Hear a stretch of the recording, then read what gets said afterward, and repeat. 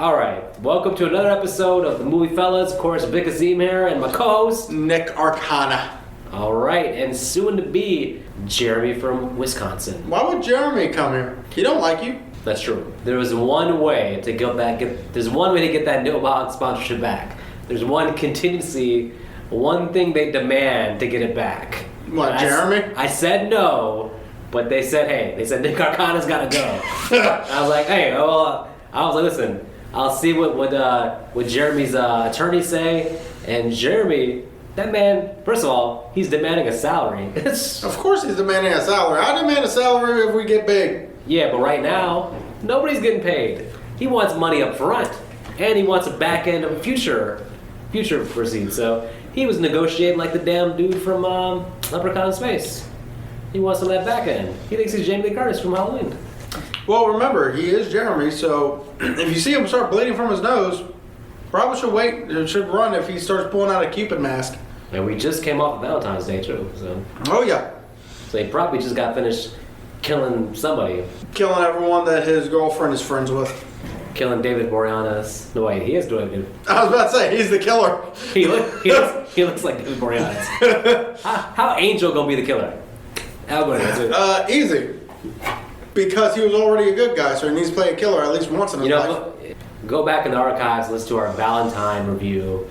Unless you're a fan of the movie, then don't, because that movie pissed me off to no end. Well, I think what's funny about that podcast is that going in, I actually liked the movie, and then slowly during the podcast, you can see me like start to get annoyed with everything, and it becomes one big rant. So one of our better episodes, I would say, more memorable ones, is definitely the Valentine episode. So it's in the archives. I'd go back in there and check it out. If you want to hear our true ranting nature, there's a few episodes where Freddy vs. Jason. But there's only a few where we're both on board with the ranting. And Valentine's one of them. Freddy vs. Jason, I like it. So that was me being like, damn, man, this man hates the movie. This is I treat it like it's the worst movie ever. Damn right I hated that fucking movie. I still don't understand that. But Valentine, we were both on board. So that's a rare instance where it's just a back and forth. I need to rewatch it. I remember ranting about a lot of shit in that movie. I can't remember, but I'm pretty sure half of it was the whole beginning. I think the first 30 minutes are like just the opening sequence. There's so much. Much stupidity.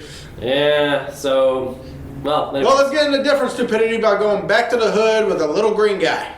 All right, let's get into some background first because we're coming off Leprechaun in the Hood from 2000, which, from all my research, did not do well in any metric.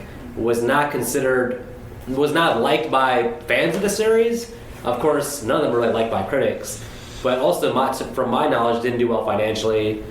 So it's curious that with part 6, the franchise, which up to this point you gotta think, part 3 is Las Vegas, part 4 is space, part 5 is the Hood. The franchise really had been establishing like new locations, a different direction for each sequel, really original, going out there. So to go back to the same location, back to the Hood, it's kind of a curious decision. Yeah, because, one thing I found out is the original director from part 5 was supposed to come back in, but his plan was to take the Leprechaun either to a deserted island after some kind of shipwreck. I don't think this particular director was part of it, but I know there was a script floating around for a Leprechaun to be in the White House. Wow. Or another one, if Cheech and Tommy Chong were in on it, they also wanted to talk them into doing Leprechaun versus Cheech and Chong. I don't know if I can get on board with that. Well, I mean, we already established that the Leprechaun likes weed. That's true. Think about how often we get a hot boxing scene. That's true. The Desert Island thing sounds like the TV show Lost with Leprechaun thrown into it. Hey, why not? Michelle Rodriguez versus Leprechaun? Probably a better show. If Michelle Rodriguez, then we can get the whole Fast and Furious crew. Oh, yes. It's all about Familia, baby. Familia versus the Leprechaun. Dom Toretto would probably have the magical ability to beat the Leprechaun. Probably. With his bare hands, too. Probably. Most likely they'll even out the playing field by right before the fight, Dom Toretto just somehow becomes a Leprechaun, so that way they're the same height and they can just go at it. The man can do anything. Yeah. He's a case of anything he sets his mind to, Dominic Toretto. He's just the Superman that no one knew about. He's the Ninth Avenger. He's basically okay. So the director wanted to do something different, But let's say the powers that be, the creators of the franchise or whoever makes decisions, decided that nope, we don't want to do that. So what I read was the powers that be said, no, what we want to do is to bring rappers into the hood, try and get them to get out of it, and then the leprechaun comes to kill them. And he's just like, that movie already bombed. You just did that movie. I ain't doing it again. Get someone else. And that they did. Yep, and that somebody else looked at the script and went, this movie already bombed. You want me to direct it? I'm doing it this way. Thank goodness. And that's the thing, like, I would have liked them to do something different, but I wouldn't have wanted them to bring back the same director because I wasn't a fan of just what he did with the fifth one. Leprechaun in the Hood, all things considered, I didn't like anything about it, really much at all. Not even Lep in the Hood come to do no good? Back to the Hood, I gotta say, I'm coming in pretty skeptical. I'm like, oh no, Back to the Hood? I didn't like the first time in the Hood, you're coming back? So I was going in with quite the skeptical hippo, let's call him, as I watched it. And I came as a skeptical hippo / negative Nancy / Debbie Downer, whatever you want to call it. You're just throwing out all the Karen phrases today, aren't you? All the Karen phrases. You know why? Because Dunkin' Donuts did not have hazelnut coffee, and I can't believe Or pumpkin spice. Or no. Well, at least pumpkin spice, I can understand that's seasonal for whatever reason. And the season's over, I guess, but anyways. Well, how about we go ahead and get into this movie? Something tells me it won't be long. Now, notice how the movie is just called Back to the Hood. Even though it's technically Leprechaun 6, 6 is not in the name. Until the opening scene where we open up a book that says Leprechaun. Open up the book, it says Chapter 6. Ah, well, there's an acknowledgement that this is The 6th movie. the 6th entry in a series. And also, the lore to this one already kind of contradicts the rest of the other 5.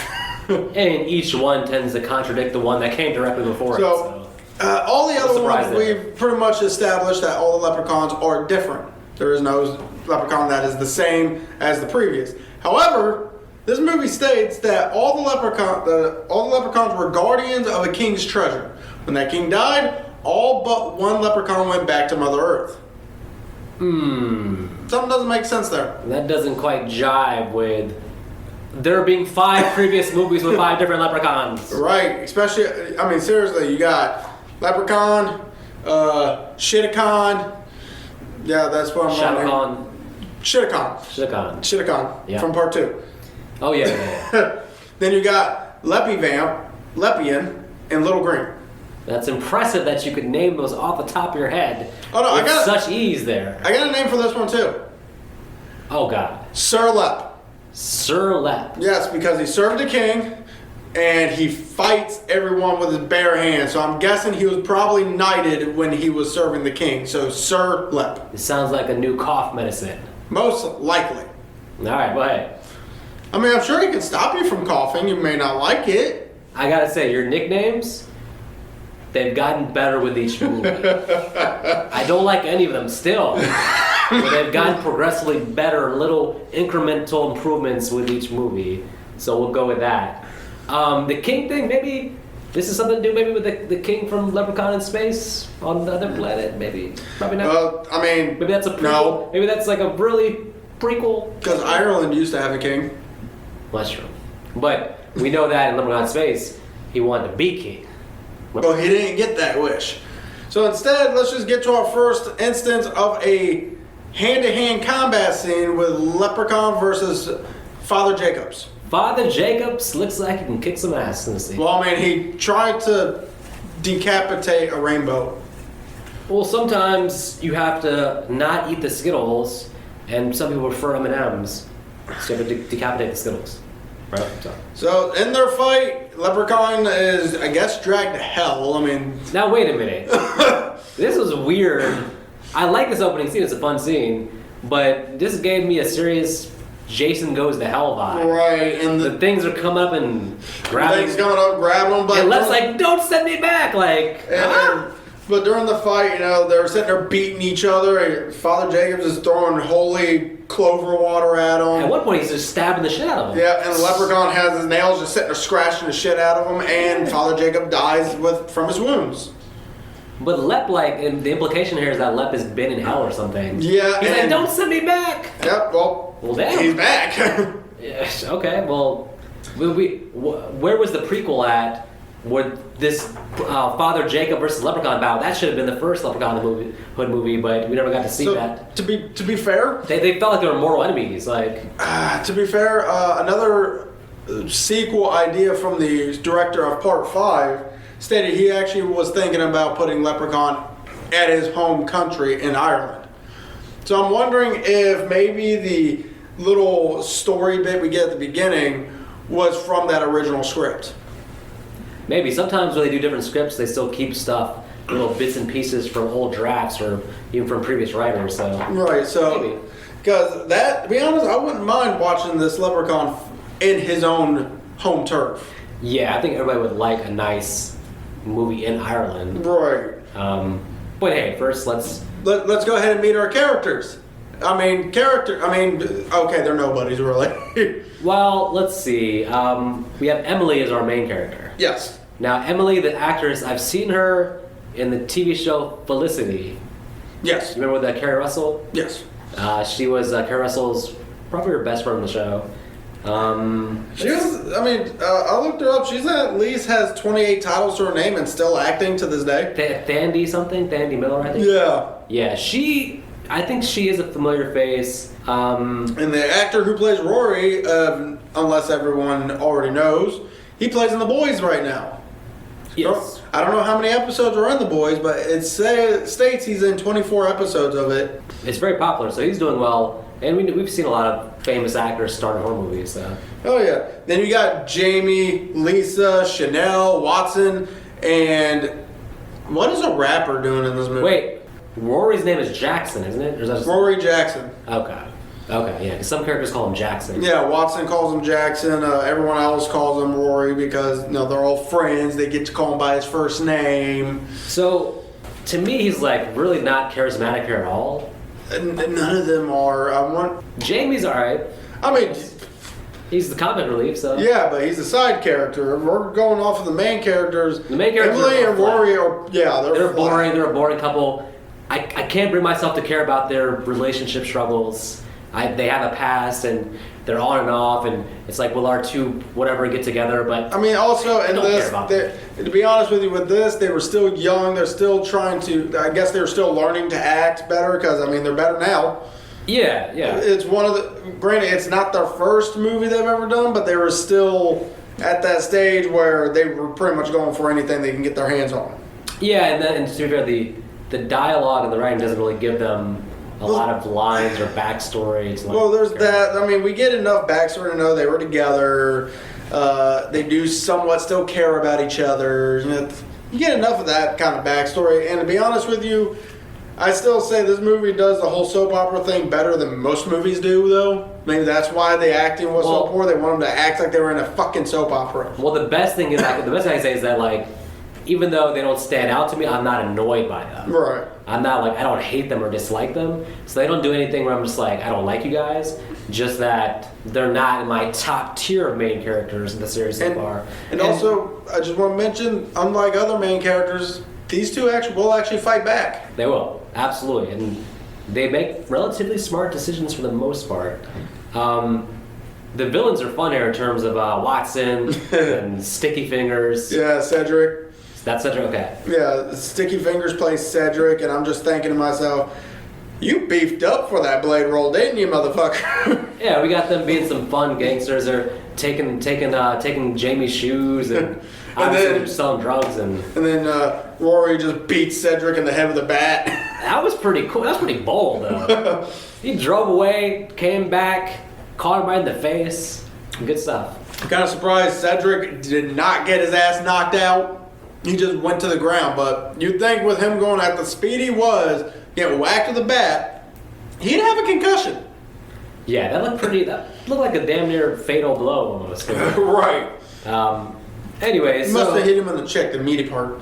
So our group of friends, we have 4 of them basically are our heroes, let's call them, hypothetically. Jamie likes Lisa, don't forget that. Jamie likes Lisa, then we know that Emily and Jackson are on and off. Yep, and Jackson is currently with Chanel, and just a plot device. When we get to her death scene, I would say her death scene's pretty fun. well, it's off screen, but we'll get to that. But she's a plot device. She's here just to throw a wrench into the Emily Jackson relationship. Well, how about we meet your favorite character in the whole movie? Oh, the psychic.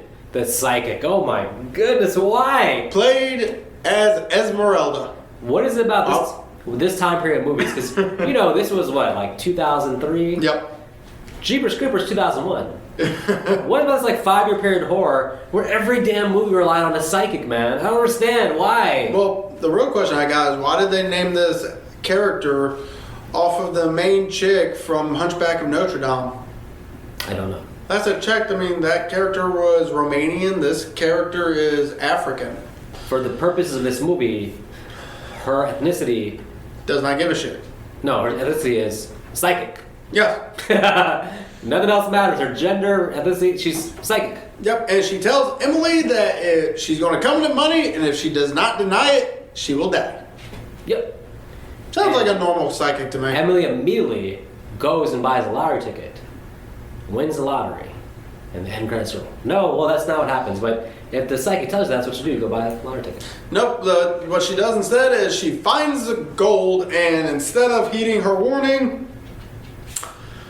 25 for you, 25 for you, 25 for me. All of Father Jacob's work gone to shit because of these teenagers. Why? Why? Because money. Yeah.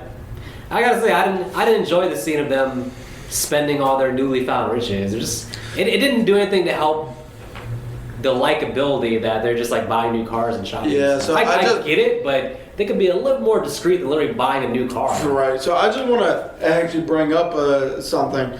In this scene, when they find the gold, Jackson says that the gold is about 8 ounces in weight. 200 coins with 8 ounces. That chest with all those gold in it would be pretty close to 100 pounds.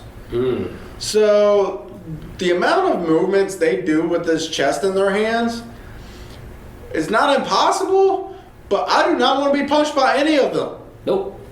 Something tells me they will fucking uppercut my head off, just like Jason Voorhees.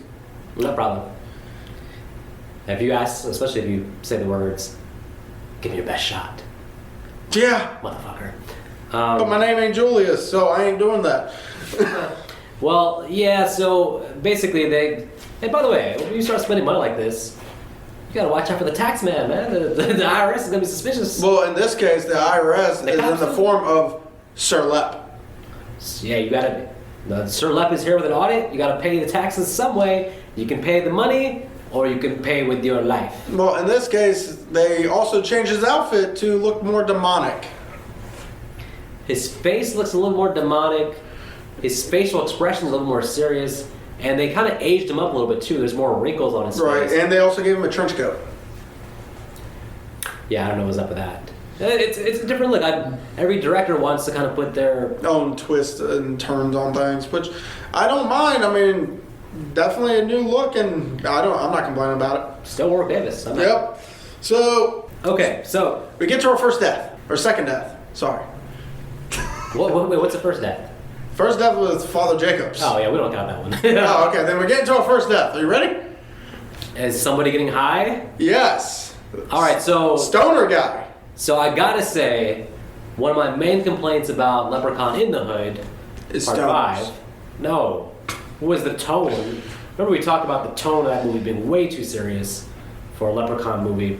Coming off Leprechaun in Las Vegas, Leprechaun in Space, this series had established these are funny, not to be taken seriously, cheese fest. And then we got a very serious Leprechaun in the Hood that felt like a drama almost. Yes. So coming back to the Hood, my main concern was, are we still going to do like the drama, or are we going back to comedy?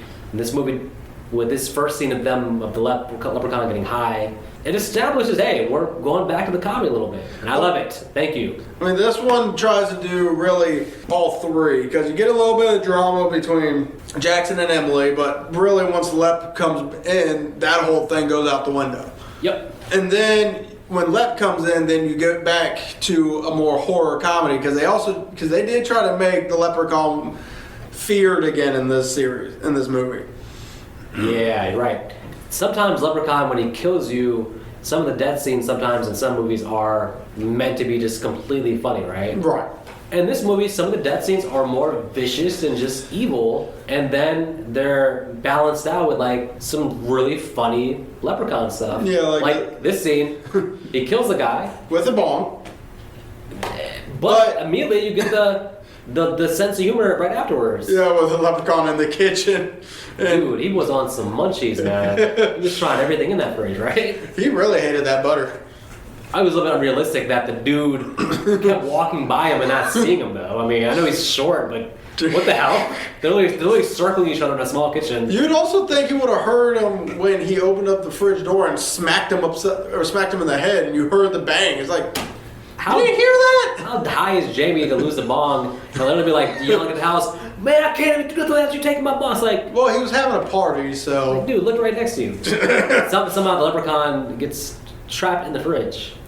But yeah, I mean, that one scene was already funnier than anything in Leprechaun in the Hood. Right. So and that wasn't even the funniest scene in this movie. So we get to meet our cops for this movie, Whitaker and Thompson. And for anyone who lived in the 90s, grew up in the 90s, watching Nickelodeon, if you recognize Whitaker, it's because he was the dean from Zoe 101. And with that useless bit of knowledge out of the way. Well, Nick just showed what he was watching growing up, so.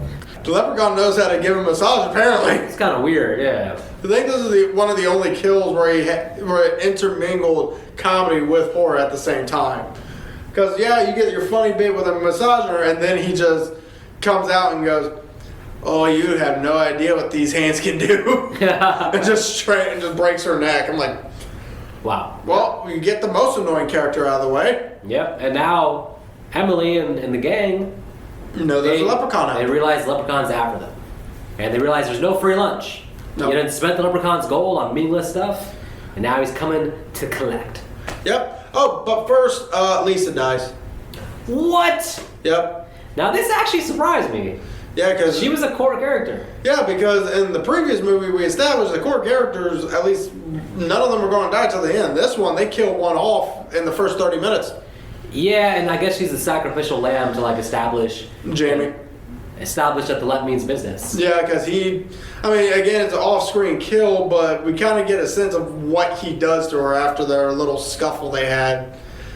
Again, well, Lep does a lot of physical kills in this. Yeah, this was a pretty serious kill.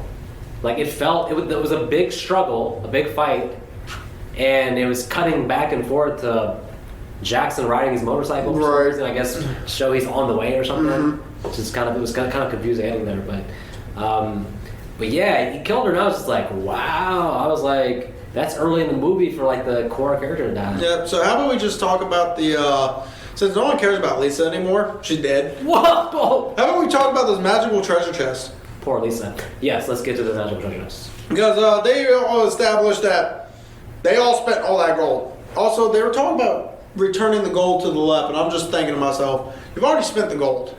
There's no way they spent all of it. Even if they didn't spend all of it, what makes you think he's going to be happy with just partial? No, as soon as he counts it, he's gonna he's going to be pissed. He's gonna kill them. He'll kill them all. Well, he's going to be even more pissed when he finds out that Jackson spent almost all of it. Remember, he had 25. He only pulled out 2. Woof. What the hell, Jackson? What in the world did you buy, man? But you ready for their saving grace? How much did that gun cost, Jackson? Ready for that saving grace? All that gold somehow back in the treasure chest. Ah. Where they emptied it out, closed it back up. Also, the treasure chest was full again. Milk chocolate. I'm just wondering one thing. Chocolate. Why didn't it fill up beforehand? Or did they have to will the gold back into that treasure chest for the gold to show back up? Or because the second time it did it instantaneously. The other time it took days for it to come back. That's true. So did they have to will that gold back, or where there's a will, there's a way? Yeah, but Will wasn't nowhere near this movie. You'll never see Will Smith in a fucking Leprechaun movie. That's true.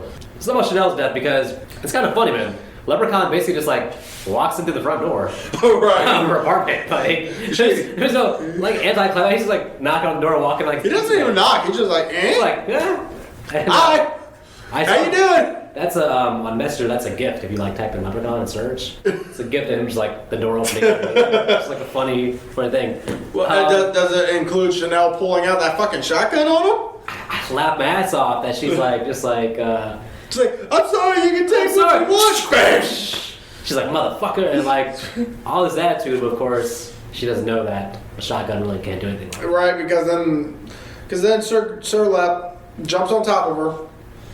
I guess she refused to open her mouth because then he had to rip off her lower jaw to get to the top jaw for the gold tooth. That was a lot of work just to get a tooth. Right. I know the Leprechaun didn't go to dental school, but surely he knew that there's probably a quicker way to. Well, remember in part 2, he ripped out a guy's tooth and he lived. This girl, I guess he just wanted to kill her because he ripped off her whole lower jaw. I don't know if she's even dead though.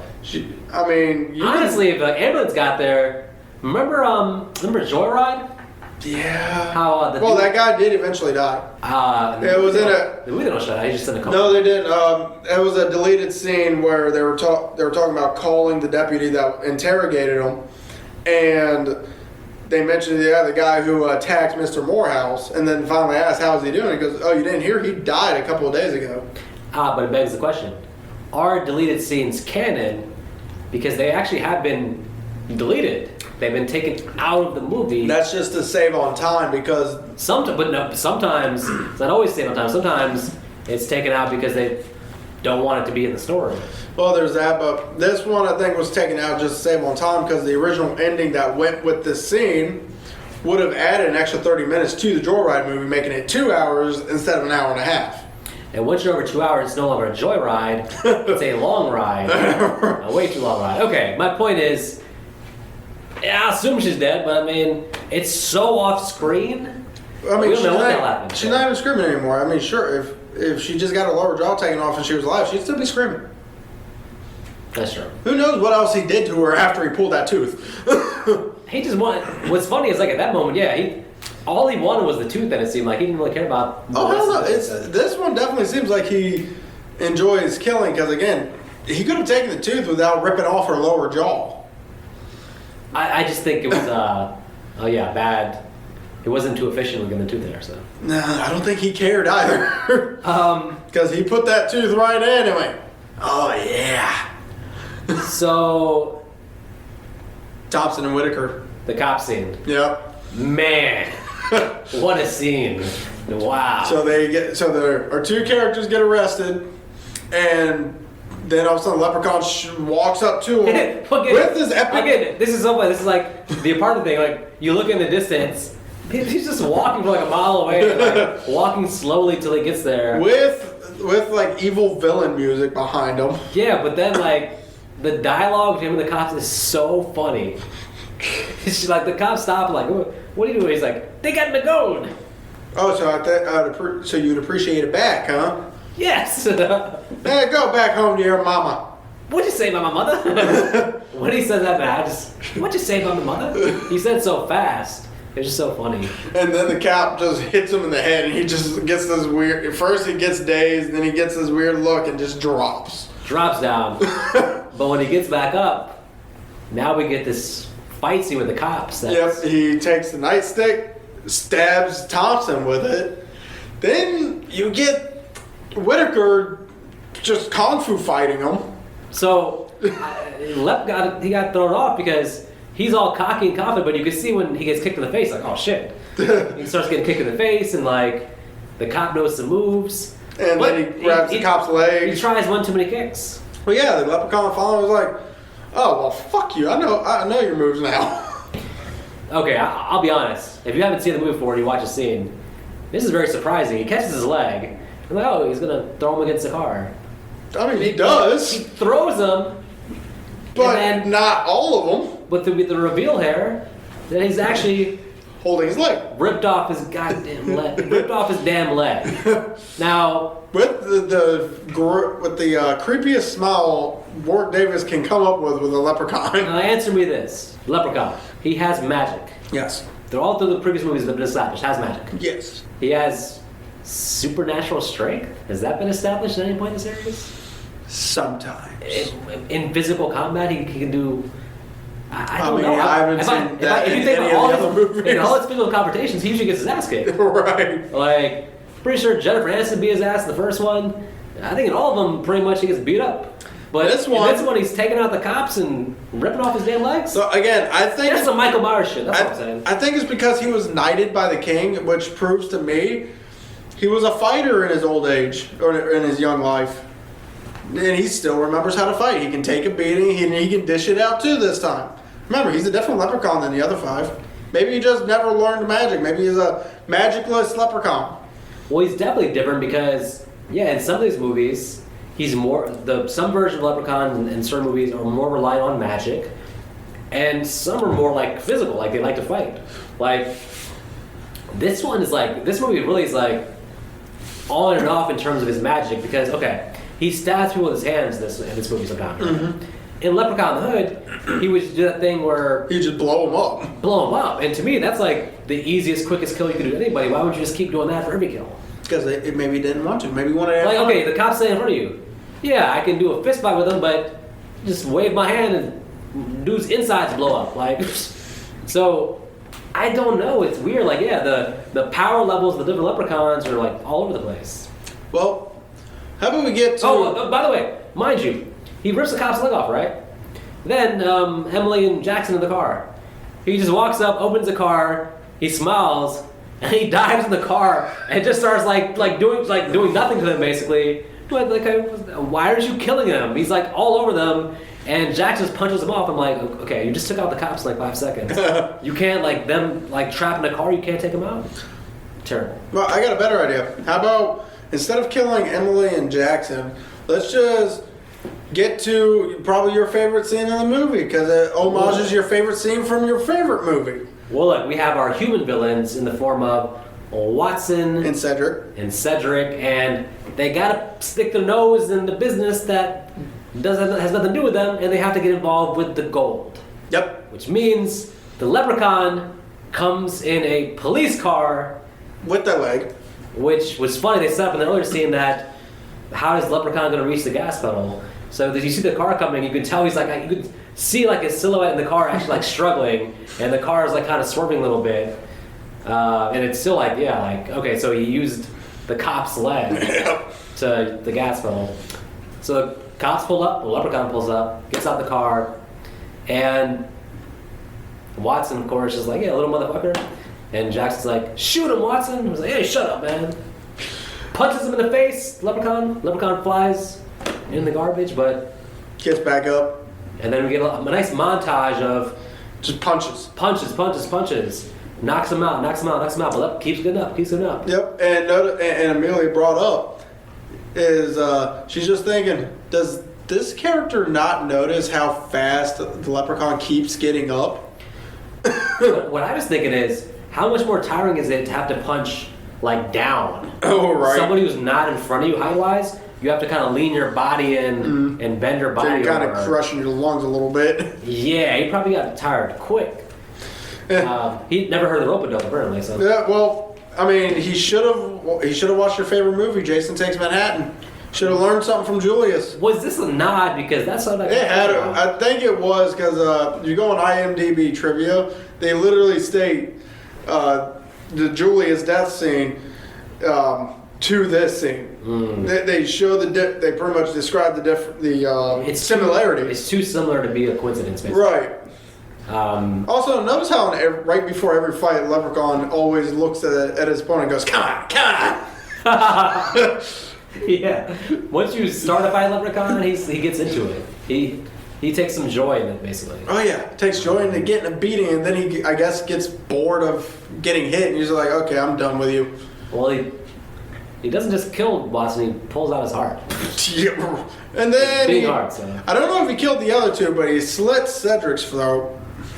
The other two, it seemed to me like he beat him up. I didn't see any kill hits. No, neither did I. But then you get to Cedric, he gets on top of him and just slashes his throat.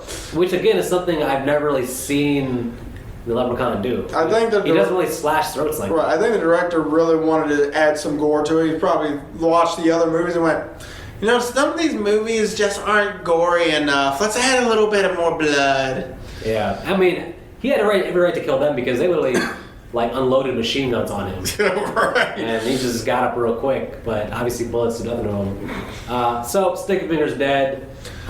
We get back to Esmeralda. But first thing though, we have to talk about the most funniest scene in the movie is Watson ended up getting a phone call from his girlfriend, his lady friend. Yep. So Lep finds the phone, and this has got to be like Warwick Davis' like favorite scene of her film. I guarantee you. I wonder if it was probably improv by him. No, maybe, but if it's so, it's really good dialogue because he's like, "Oh, I think I have a great body. Right. How tall am I? I'm 3'6", but I make up for it in another place." Hello? Dalto. God damn it! And he actually seems mad. He's like, "Oh," like he's really looking for a lady friend. What guy isn't looking for a lady friend? True, but you think Leprechaun is coming to get? You would think he's already married or something from the previous movie, so. Remember, part 2 took that away from him. He has Yeah, to wait another 1,000 years from that point. Oh shit, you're right. Damn. Well, Which is why he doesn't try to get another wife until space. That's true. But okay, but that scene, again, that scene is an example again. It's a good example of there's comedy in here where he gets to be like goofy Lap, but then the next scene he can back to being serious evil Lap. Yeah, because he goes in.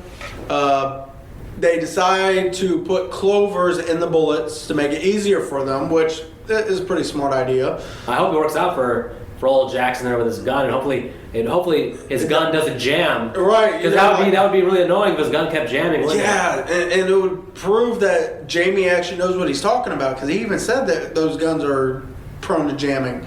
Sure, listen. Yeah, well, Leprechaun comes in, he gets shot 3 times, and gun jams.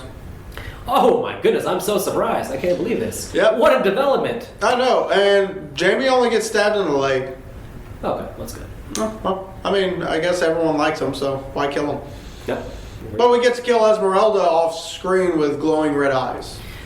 Yeah, so After she kicks Leprechaun's ass. one strike against this movie, there are some decent deaths, but some of them are off screen in an annoying way. Like Esmeralda.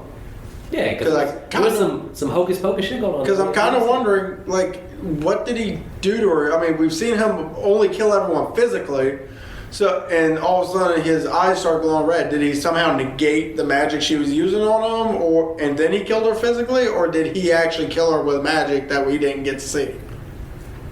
We'll never know. No. And maybe if the director does well, no, I guess never. Probably not.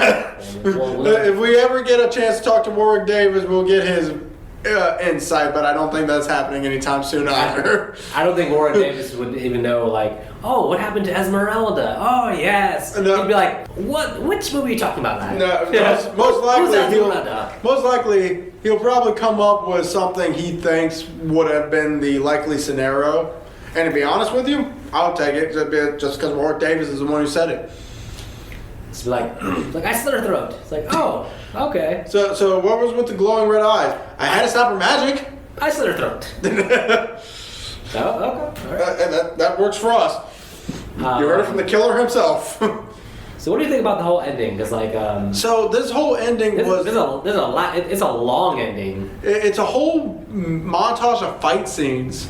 Because him and Jackson just beat each other's ass in this scene. They do, and you know, we see this with all the horror villains basically, where with side characters they take them out easily. One hit, one kill them in 5 seconds. When you use the main characters, there's this plot armor where you can come into contact with the villain 500 times, physical fights, everything, but the villain just doesn't kill you. Right. When he gets you, he'll throw you across the room, or he'll beat you up, or he'll let you fight back. But instead of just like punching through you, Leprechaun keeps fighting them like like he's in this weird struggle with them. Let me ask you about the furnace thing though, because I feel like this part should have been his actual death. yeah, but it wasn't really done well in terms of how he allowed himself to get thrown in the furnace. He's actually he's overpowering her, and he has the leverage position in front of her, and it's almost like he himself allows himself to jump in. Like he was after his gold, and if his gold stayed in that fire, it would have melted and he would have died. Yeah, but it was done very weird. It should have been like he's distracted, or she gets a hit on him and then throws him. But it really came out of nowhere, him getting thrown in the furnace and getting locked in. If that wasn't death, the furnace idea and the coins and all that makes sense. But the way it was done would have been weak because he pretty much jumps in. Yeah, he's superhuman strength. Come on. Well, anyway, it's not his death because all of a sudden we see a rainbow coming back to the. Most furnaces are in the basement. Yeah, well now I wasn't on the roof. I was back on the roof because we got a rooftop battle coming up. Yep, where now this is the part that annoys me. So the first time he gets shot with his gun, he gets shot 3 times, and then those orbs come out, which is I guess supposed to be his life essence. Yeah, and they float for like 10 seconds, and then they go back into him. Right. So you get, I guess you have to shoot him one more time after that to fully kill him. Which works perfectly as long as your gun doesn't jam. Well, this time, what he does is he gets the gun to unjam, shoots him like 7 times before the orbs finally show up, so continuity error fuckers. And then instead of finishing him off, he saves his girlfriend that he could have just shot the leprechaun again while running up to her to grab her hand. His priorities are out of whack. Well, his priorities should have been, I can do 2 things at once, shoot you, grab you. You only need 1 hand to use a gun. Hey man, some people aren't. And he was only using 1 hand to use a gun. Some people aren't good at multitasking. Okay. Motherfucker. Nobody's Jackson's the most intelligent fellow in the world. Well, because he didn't do it, Leprechaun got his energy back in, and then he gets shot, 4 more times, his energy goes out, but oh yeah, no more bullets. Finally. I knew the bullets would run out eventually. Well, shot 18,000 shots. Actually, no. There is 1 more bullet. The treasure chest full of fucking gold coins that should be 100 pounds, and this woman should not be able to swing as hard as she does. Well, she does, and Lep goes a-flying. Into concrete that is still liquidy, so he should be able to pull himself out, but I guess he's just tired. He's been fighting all night. Forget pull himself out. He should be able to magically disappear. He's been fighting all night. He's a leprechaun. He has magic. Where's his magic when he's drowning in the concrete? Again, I guess he's tired. Don't bail out the bad writing of this movie. Right, he's just tired. He's not tired. They just forgot that this is a magical creature. It's convenient to have him be like just a normal monster at this point, and he just dies by concrete, but that's stupid. A dumb way for a leprechaun. By the way, you catch his last little monologue before he got interrupted with some of those gunshots? Yeah, so the thing with that is, because we were talking about this earlier, we're led to believe this is a different leprechaun in each movie. Right. But he's given that, there's always the trope of like the villain talking too much at the end and allowing the good guys to recover and whatever, basically. He's got Emily hanging off the roof there, basically, and decides to go this big old monologue, giving Jackson over time to recuperate. Unjam his gun, but in the monologue, he's giving that speech about like humans always like trying to follow his plans and always talking too much and doing too much and stealing my gold. Yeah, it sounds like he's referencing past movies. It sounds like he's been through some shit with humans, and it's the first time any leprechaun in the movies has shown that kind of self-awareness, like referencing, like, I'm getting sick of you mofos, like you're always like in the way here. So yeah, I think maybe this is, I can't say which movie, but this is maybe the same leprechaun from one of the other movies. Man, he definitely sounds pissed. I think this is the only time you actually hear him pissed off to this extent. Yeah. Like and normally, even him being angry, he still has that tone of humor. This time, all humor is gone. Yeah, I really think, what's his name? Father, whatever face the rest is. Father Jacobs? I feel like whatever battle we have with Father Jacobs actually really did take a lot out of him. But I don't know. It's hard to say it's the same one from like part 3 because there's no medallion here, and then you can't say it's the same one for part 1 because he's kind of in a well. Yeah. So that does leave part 2 Leprechaun. And part 2 had to have completely died by being stabbed by that iron stake, though. I think. There's always ways to bring them back, though. It seems like the only one that really would make sense if you're going off of Leprechaun 2 actually dying, sadly, would be the one from 5, since he never did die. He just somehow came back and then got trapped again. So conceivably, him managing Postmaster P's rap career didn't go well. I guess not. Or he got tired of him. He still hung around the hood, and then somehow got entangled with Father Jacobs. Maybe, but And that one, I could see where it pissed him off because the medallion one kind of came back and he had to pretty much from afar watch Ice-T use use the Leprechaun's fortune for his own gains. In which case, then he watches Postmaster P try to use his fortune for his own gains, and it probably is pissing him off throughout each time. it's definitely possible. The only thing I would say is like, yeah, but in the Leprechaun in the Hood though, that one, he was like having mofo just like their insides just blowing up on Right, but on yeah, that wouldn't make sense with the character itself. He had more magic in that one than he has here. Yeah, he would have just been blowing everyone away. Let's just say it's the one from space. Yeah, okay. I mean that he discombobulated in space, but he put himself together and came back to Earth. So, or space happens after this. oh yeah, we could always just. I mean, that makes Because sense. technically, this Leprechaun, I'm sorry, he's not dead. There's no way. Well, that's how Jason X is. Jason X is assumed to be like after Freddy vs. Jason timeline wise. It's the furthest you can go in the timeline is Jason X. So, yeah. So okay, maybe it's Leprechaun the Hood, Leprechaun Back in the Hood, and Leprechaun in Space. Right. Okay, categories. How about that? Categories. Okay. That's right. I never write my fucking categories down anyway. I like to talk about the movie and then like, kind of think about it afterwards. Anyway, so best performance. Wow. Man, I'll tell you what. Jamie. Yeah, I'm sorry. He was the most charismatic. He was He had the funniest lines. And to be honest, without him, they wouldn't have found the clovers to be able to kill the leprechaun. Because fucking Rory kept saying his weed did not have clovers in it. Yeah. He's up there. I think, I was going to say him or Watson. Because Watson's a fun villain. He's pretty intimidating, actually. He'd probably be more fun if he was in it a few more than just 3 scenes. Yeah, I'm on board with Jamie because you're right. He does bring the comedic. He's the only comedic relief from the human side. Everybody else is like so serious. So at least he's funny. I mean, Worst performance. you know what's funny? What I wrote down for that is that remember there's one scene where like the white businessman is like buying drugs. I wrote down his name is Marcos, I believe. Oh my gosh. And he I know he's only in the movie one scene, but this was like I wrote down like come back to maybe as like the best scene in the movie or worst scene. I don't know, but they're on a playground and he's like buying drugs out in public, and he's never seen a black person before because he says the N-word, like it's like just like Right. so much cringe in one scene. I do love the little like car stopping screech when he said it, and everyone's just like, "What?" Yeah. Like, Yeah. oh shit! And then when he runs, he's like, "Oh shit! Oh shit! Gotta get out of here!" Yeah, he's keeping his cool, but then you're like, oh shit, oh my god. Like, And of course, Rory's just like, because Jamie looked at him and was like, "You didn't kick his ass." Rory's like, "Hey, I'm getting money."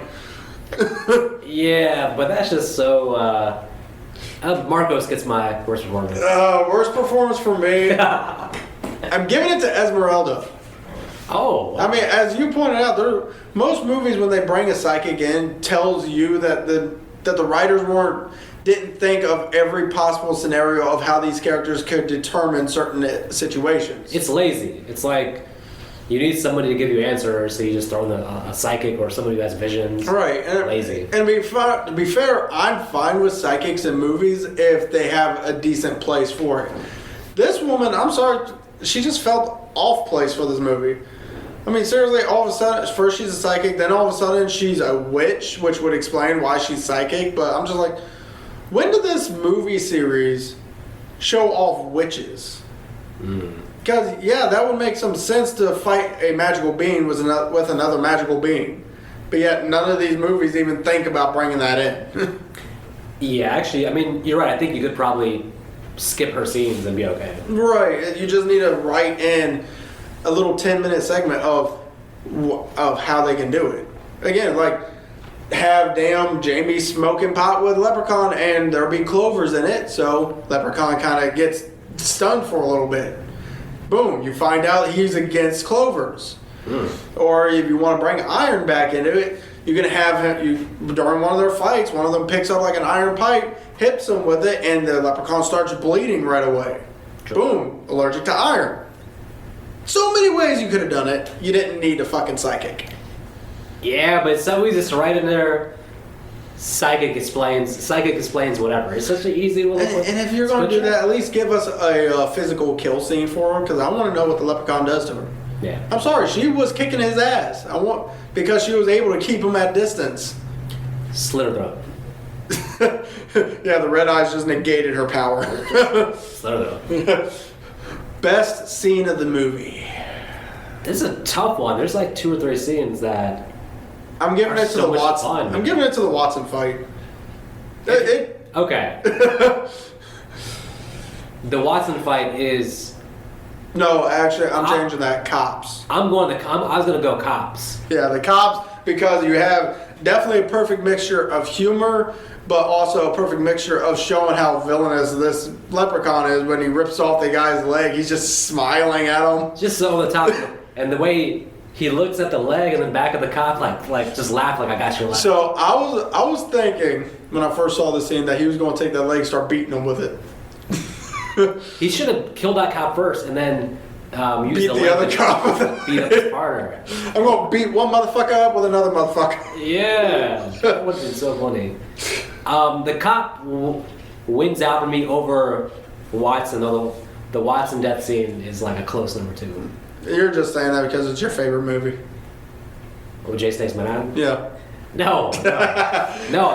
Those 2 scenes, but really, actually, my favorite scene, honestly, is him talking to the girl on the phone. That's so just like my sense of humor. That's those 3 are like in close contention. And then you could throw in the kitchen scene with him like trying to find food and stuff. So there's a couple ones that are really funny. Yeah. So worst scene. I know I already said she was the worst character, but it's going to be the psychic again. Again, it's just lazy writing. All the psychic scenes. Yeah, it's just lazy writing to make sure that these characters know how to stop a leprechaun is by throwing in someone who somehow already knows this stuff. I'm gonna say Marcos. Even though you... I mean, it's funny, but man, come on, just why do you gotta buy drugs? Like, how do you do this drug scene like in the middle of a public? Well, it's also against Jackson for that too, because you know Jackson being the dealer, he'd be like, okay, let's take this somewhere else. Yeah, you wouldn't be like, okay, meet me like at the playground where there's like kids around and stuff. It's like this is really weird. That scene is too entertaining to be the worst scene. At least it's not boring. All of the psychic scenes are boring. Yeah. So what would you like to change? So for me, Well, I mean, this movie, it would almost be like beating the drum too hard to be like, well, we would take the psychic out. I think we already established that. So I'm actually going to say something else. I know I said something like this in part 5, but to be honest, I probably would have just killed off Jackson's character. You know, because he was the one who was always the most physical with the leprechaun. Eventually that physicality should have gotten him killed with the way this leprechaun was. So I would have killed off Jackson and had Emily and Jamie be the ones to survive. I know Jamie survives, but I mean, when you have a group of 4 characters and really only one dies, how much danger is this leprechaun at that point when he's killing off a bunch of side people? It's interesting to think about. You think about Leprechaun in the Hood. All the main characters, in a sense, die. Yeah. Yeah, like you have like your core characters, and they all died. If I think back to all of them, typically in most of them, you have the guy and the girl survive at the end. Yeah, you have a couple, pretty much. Yeah. This one you have the couple and Jamie. You're right, and.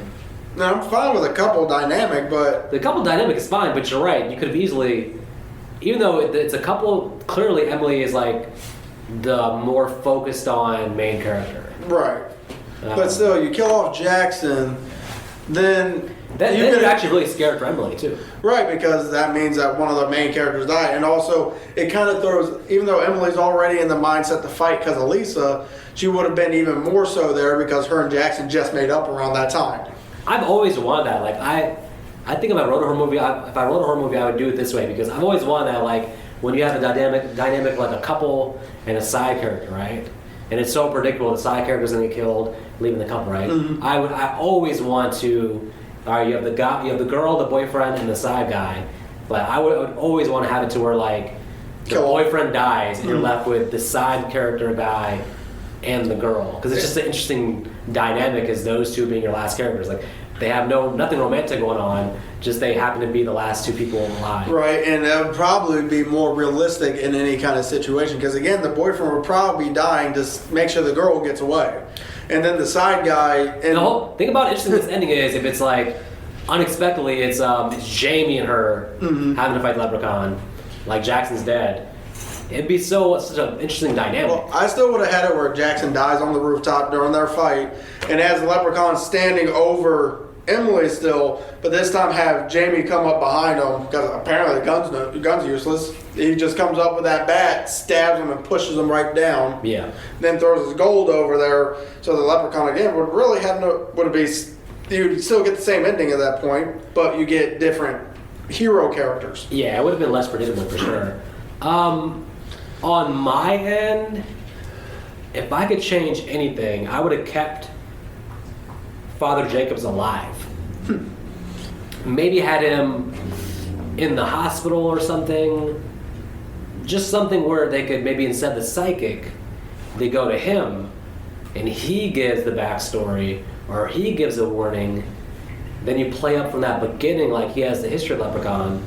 And then you can involve him in the ending and you can have Leprechaun finally kill him at the end.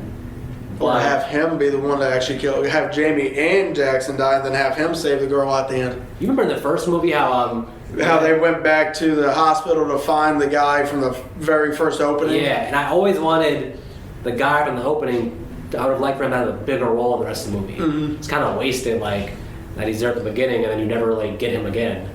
Even though he's alive the whole time, you find out. It's one story if he did die, because then you're not going to see him again. But then all of a sudden, like 3/4 of the way in the movie, you're like, oh yeah, he's still alive. What? Yeah, and you get like, I think he gives like one line and then he dies. Like so like, he's basically like Father Jacobs is like that character in this movie. Keep him alive, but then he can like warn you about Leprechaun or he can help you. Yeah, we wouldn't need, you'd still get your lazy writing of how they figure out what they're up against, but you won't have some random person we don't give two shits about. 100%. Alrighty, and so as our final shots. This one's tough. I can't decide what I want to give it. You want to go first or you want to go first? I will go first because, again, I wrote for this one. Oh. So for me, it was bad CGI. Acting definitely could have been better, but the kills were better than this one than some of the previous movies. The Lep was definitely more dangerous in this one. He was much more physical, and they definitely tried to make it a more horrific character when he is actually needed to be. But you can still tell that he was one of those characters that if he didn't need to kill you, he wasn't going to. He was pretty much a character you could still bargain with to be able to give him what he wants, and he leaves you alone. Mm. So that's one thing I like about the Leprechaun. It's showing a kind of a human side to it, even though it really isn't. But all in all, it's still a fun movie to watch. Characters are mediocre at best. Jamie was definitely the best character in the movie because of how charismatic he was. The CGI was terrible. Yeah, it's bad. Oh my gosh, but the practical effects, some of the gore they had, it was actually pretty good. The jokes were landed pretty well. So I'm actually giving this movie a high 2, almost 2.5, but some things keeping it from there. So it's 2 out of 4 for me. Yeah, this one is hard, man. Like, so my thoughts are pretty much in line with your thoughts for the most part. And the scale that I'm using is basically like, it's its own Leprechaun series scale. So it's like, it's comparing it against the other Leprechaun movies versus comparing it to all movies in general. So I'm going 2.5 stars because maybe it's a 2-star movie in the world, but within the Leprechaun series, I'm giving it 2.5 stars. That's how I'm looking at the whole thing this way. So, as you said, characters, not the best in the series, not the worst in the series. Death scenes, not the best in the series, not the worst. It's kind of like in the middle with a lot of stuff. But it's not boring. And it's very refreshing after watching Leprechaun in the Hood I thought it was going to be a disaster going back in the hood, but actually, it was a pretty good trip. So I'm going 2.5. I think you'll have. I think if there was no Leprechaun in the Hood movie and just this movie, I might actually go lower. But because we have something to compare it to, it's a lot better than the one before it. So I got to give it. I'm gonna give it a 2.5. All right, and everybody, as you all know, you don't have to go home, but you're most likely already home, or you're headed to work. And if you're headed to work, I feel for you because I'm most likely headed to work when I'll be listening to this again myself. So you all have a good day. Please smile in the mirror because there's going to be people who's going to make you not smile, and you just do not want to end up in jail. Don't do that. That's bad. That's bad for us. That's bad for you. That's bad for everybody. Please subscribe to us on YouTube, The Movie Fellas. Also, if you want to give feedback on social media, on Twitter @VicAzim, and also, of course, comments on YouTube are the way to go as well. And and so next week we actually finish up with Leprechaun Returns. We've gone back in the hood, but now the Leprechaun himself returns. Quick note for those wondering why we're going to Leprechaun Returns is because Leprechaun Origins does not exist. Does not exist. It's not part of the series, not canon. We will be disregarding that unless there's some random huge demand in the future to go back and revisit that movie. It's been taken out of a box set and thrown in the trash. If anyone asks for us to do Origins, I will suffer through it. But I'm sending Jeremy after y'all. And don't put that thought in the world, because all it takes is one fan, and that becomes a bandwagon, and then we're watching Leprechaun Origins, and that won't be the origin for us. That'll be the end of us. Please don't do that to us. All right, folks, till next week. I'm getting a jacket. It's cold.